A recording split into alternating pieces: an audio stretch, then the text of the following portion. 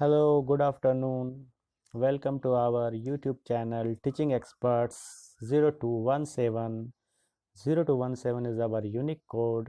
इसलिए जब भी आप हमारे चैनल को YouTube पे सर्च करें तो 0217 डालना ना भूलें। आज का हमारा टॉपिक है क्लास 8 चैप्टर 16 फिजिक्स लाइट। इस चैप्टर में हम लोग पढ़ेंगे कि लाइट होता क्या है, बेसिक्स रूल क्या है लाइट के, लॉज ऑफ रिफ्लेक्शन क्या है, लॉज क्या है लाइट के, रिफ्लेक्ट करने का रूल रेगुलेशन क्या है। छोटा सा चैप्टर है, पार्ट बाय पार्ट आपको सारा वीडियो मिलता जाएगा। आज सिर्फ इस वीडियो में हम लोग पढ़ेंगे इसके rule and regulation and laws, luminous and non luminous things. तो हम देख सकते हैं कि लुमिनस होता क्या है, नॉन लुमिनस थिंग्स होता क्या है। ये हमारे पिछले क्लास 7 में हम लोगों ने पढ़ा था। आप फिगर में देख सकते हैं कि कैंडल है, बल्ब है, सूरज है। ल्यूमिनस ऑब्जेक्ट जो होता है वो अपना लाइट खुद से जनरेट करता है, मतलब उसका अपना लाइट होता है। और नॉन ल्यूमिनस थिंग जो होता है वो लाइट खुद से जनरेट नहीं करता, जैसे चेयर हुआ, टेबल हुआ, कागज़ हुआ, दीवार हुआ। ये सब अपना लाइट खुद से जनरेट नहीं करता, ये लाइट को रिफ्लेक्ट कर सकते हैं, इसलिए ये नॉन ल्यूमिनस ऑब्जेक्ट कहलाते हैं। डायरेक्शन ऑफ लाइट, किसी भी लाइट का डायरेक्शन क्या होता है, तो ऑल पॉसिबल डायरेक्शन। आपके घर से में जो बल्ब है या फिर जो सूरज है वो क्या करता है, लाइट को सारे डायरेक्शन में देता है, सारे डायरेक्शन में फॉलो करता है। तो आप देख सकते हैं कि ये बल्ब है, फ्लोरेसेंट एक बल्ब है। बल्ब से जो लाइट का रेज निकल रहा है वो ईस्ट वेस्ट नॉर्थ साउथ सारे डायरेक्शन में फ्लो कर रहा है। इसके लिए कोई डायरेक्शन निश्चित नहीं होता, जिसे हम लोग रेज ऑफ लाइट कहते हैं, प्रकाश का किरण, रेज ऑफ लाइट कहते हैं। ये सारा क्या है, रेज ऑफ लाइट है। A ray of a light is a straight line path along which light travel. अब रेज ऑफ लाइट होता क्या है कि एक सीधा लाइन जिसपे कोई लाइट ट्रेवल करता है, रेज ऑफ लाइट कहलाता है। इसे एक एनिमेशन के द्वारा देखते हैं कि हमारे बल्ब से रे या रेज ऑफ लाइट जमीन के सरफेस पे पड़ रहा है और पड़ने के बाद वो रिफ्लेक्ट कर रहा है। ठीक है, दोनों लाइन सीधा है।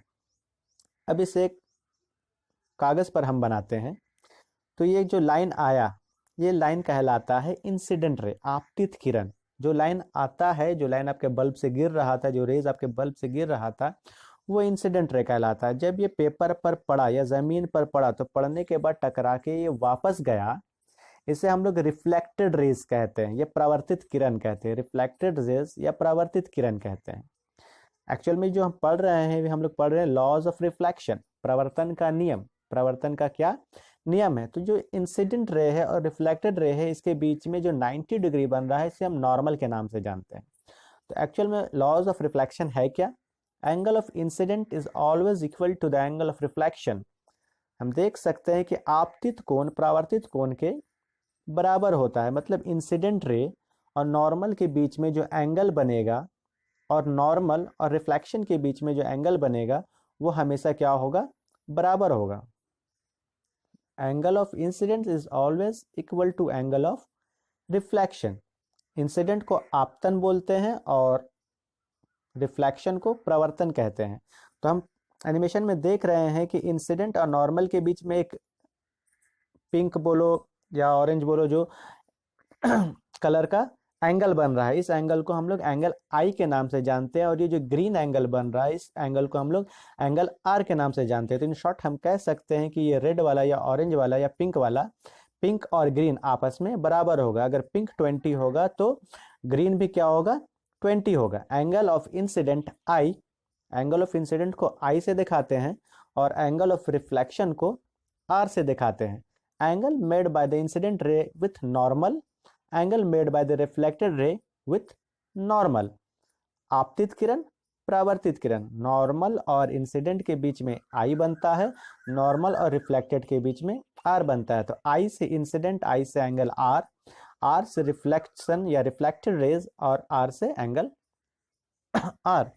The incident rays the normal at the point of incidence and the reflected rays always lie in the same plane. हम कह सकते हैं कि जो इंसिडेंट रे आता है, रिफ्लेक्टेड रे परावर्तित किरण जाता है, और जो नॉर्मल होता है वो तीनों एक ही सतह पर होता है। रेड कलर से हम इसे डिनोट कर रहे हैं।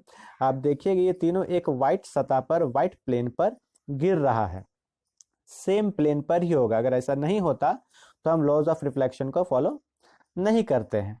यहाँ पर हम देख सकते हैं दूसरे फिगर में कि इंसिडेंट हो रहा है, नॉर्मल हो रहा है, लेकिन रिफ्लेक्टेड हमको कहीं पर नहीं मिल रहा है, रिफ्लेक्टेड नहीं मिल रहा। तो रिफ्लेक्टेड जो है हमारा एक ही लाइन पर नहीं है, एक ही सतह पर नहीं है। इसका क्या मतलब है कि ये लॉज ऑफ रिफ्लेक्शन को फॉलो नहीं करेगा, लॉज ऑफ रिफ्लेक्शन को फॉलो नहीं करेगा, मतलब नॉट पॉसिबल, ऐसा कोई फेनोमेनन नहीं हो सकता है।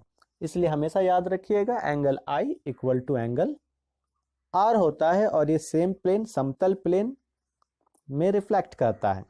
Angle of incident is always equal to the angle of reflection.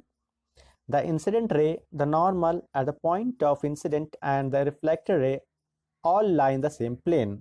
जैसा कि हम बता चुके हैं कि इंसिडेंट रे, नॉर्मल और रिफ्लेक्टेड रेज तीनों एक ही प्लेन में